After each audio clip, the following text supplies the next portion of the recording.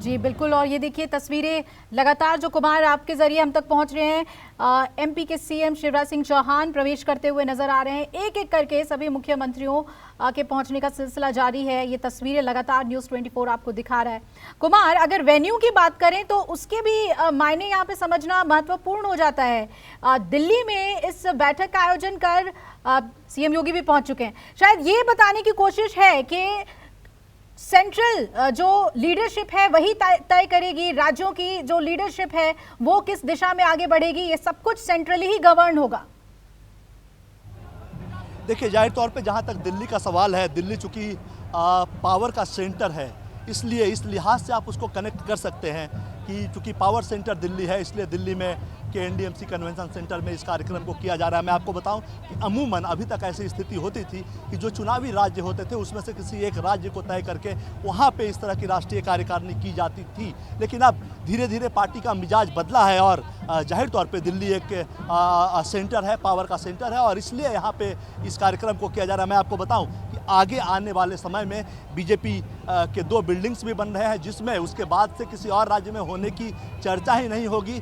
Party 2 ऐसे भवन तैयार करा रही है जहां पे की राष्ट्रीय कार्यकारिणी की बैठक के नज़रिए से जिसमें 1000 लोग बैठ सके, 1000 लोगों के रहने की व्यवस्था हो सके, ऐसी 2 बिल्डिंग अभी निर्माणाधीन है। जब वो बन जाएगी अगले साल तक तो हमेशा उसके बाद से लगातार दिल्ली में ही इस तरह की बैठक का आयोजन होगा। जो चुनावी राज्यों वाले जो बात होती थी कि चुनावी राज्यों में राष्ट्रीय कार्यकारिणी की बैठक करें, वो खत्म हो जाएगी। पावर सेंटर है दिल्ली, इसलिए इसको चुना जाता है। और दूसरी खास बात यह है कि चूंकि राष्ट्रीय कार्यकारिणी में देश भर के सदस्य होते हैं, सिर्फ बड़े नेता ही नहीं होते, पार्टी के जमीन से जुड़े कार्यकर्ता भी इसके सदस्य होते हैं और ख्वाब एक होता है लोगों का, कई सारे नए कार्यकर्ता बने हैं, नई कार्यकारिणी के सदस्य बने हैं और एक ख्वाब होता है लोगों का कि दिल्ली जाकर देखें जहां नरेंद्र मोदी राज कर रहे हैं केंद्र की सत्ता पे। तो वैसे लोगों के लिए भी दिल्ली आना 2 तरह की बात होती है। अपने पार्टी के मुख्यालय को भी वो देख लेते हैं, कार्यक्रम में भी शामिल होते हैं और दिल्ली में जो चल रहा है उन चीज़ों को भी महसूस करते हैं। पावर सेंटर कैसे काम करता है उसको भी राजनीतिक तौर पर उन्हें समझने में कामयाबी मिलती है। तो ये एक प्रयास होता है और इसी के तहत ये किया जाता है। ये तय हुआ कि दिल्ली में ही एनडीएमसी कन्वेंशन सेंटर में बैठक होगी। चूंकि आगे आने वाले समय में हाल में ही अब केंद्र सरकार का बजट सत्र, संसद का बजट सत्र भी शुरू होने वाला है, तो इसलिए बहुत ज़्यादा भागदौड़, चूँकि इसमें 35 केंद्रीय मंत्री भी हैं, कई तरह की जिम्मेवारी भी उनके अंदर होती है, लगातार राज्यों के प्रवास पे भी रहते हैं, जहां कमज़ोर सीटें हैं उनकी जिम्मेवारी उनको दी गई है। तो सबके लिए एक बेहतर जगह दिल्ली होती है, इसलिए इस बार दिल्ली का चुनाव किया गया है कि किसी को ज़्यादा परेशानी ना हो। और बार बार राष्ट्रीय अध्यक्ष ये अपने कार्यकर्ताओं से कहते हैं कि आप अपने केंद्रीय कार्यालय को आकर जरूर देखें। तो ऐसे में जो सुदूर राज्यों से आए हैं केंद्रीय कार्यकारिणी के लोग, पार्टी कार्यकारिणी के लोग, उनके लिए भी एक बेहतर मौका हुआ कि वो दिल्ली में पार्टी पदाधिकारियों की बैठक में राष्ट्रीय कार्यालय में वो शामिल हुए और उसको उन्होंने घूमकर देखा भी। जी बिल्कुल। और देखिए तस्वीरों में अब आपको अमित शाह नजर आ रहे हैं, पहुंच गए। थोड़ी देर पहले सीएम योगी भी पहुंच गए थे कन्वेंशन सेंटर, जैसे कि सभी राज्यों के मुख्यमंत्री पहुंच रहे हैं और गृह मंत्री अमित शाह का पदार्पण भी हो चुका है। इस अहम बैठक के लिए पहुंच चुके हैं, कार्यकारिणी की बैठक है, अमित शाह पहुंच चुके हैं कन्वेंशन सेंटर। वो तस्वीरें आपको हम दिखा रहे हैं। इससे पहले सीएम योगी और एमपी के सीएम शिवराज सिंह चौहान भी पहुंच चुके हैं। तो तमाम जो मुख्यमंत्री हैं और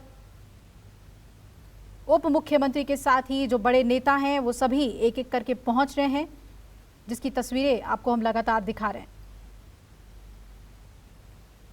कुमार, मेरे सहयोगी तमाम अहम बातें इस बैठक से जुड़ी हुई देते हुए, रोड शो से जुड़ी हुई देते हुए, कुमार कुछ नाम ऐसे भी हैं जिन्हें कहा जा रहा है कि कोई बड़ी जिम्मेदारी दी जा सकती है, उनमें भूपेंद्र यादव का नाम भी आगे चल रहा है। वहीं गुजरात बीजेपी के अध्यक्ष सीआर पाटिल को कहा जा रहा है कि सेंटर में कोई एक अहम भूमिका दी जा सकती है।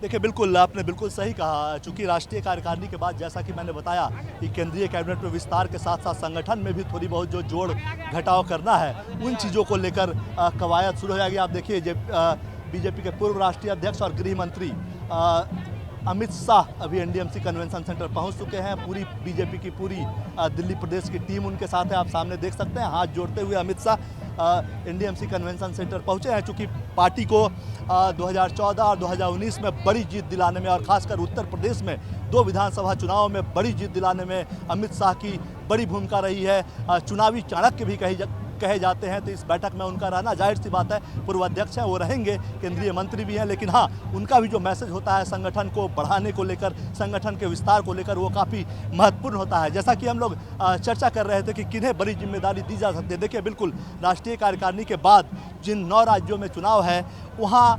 चुनावी जो इंचार्ज होते हैं, चुनाव के जो इंचार्ज होते हैं उनको जिम्मेवारी दे दी जाती है, क्योंकि एक पार्टी का संगठन महामंत्री होता है और दूसरा संगठन महासचिव होता है। नमस्कार, मैं हूं मानक गुप्ता।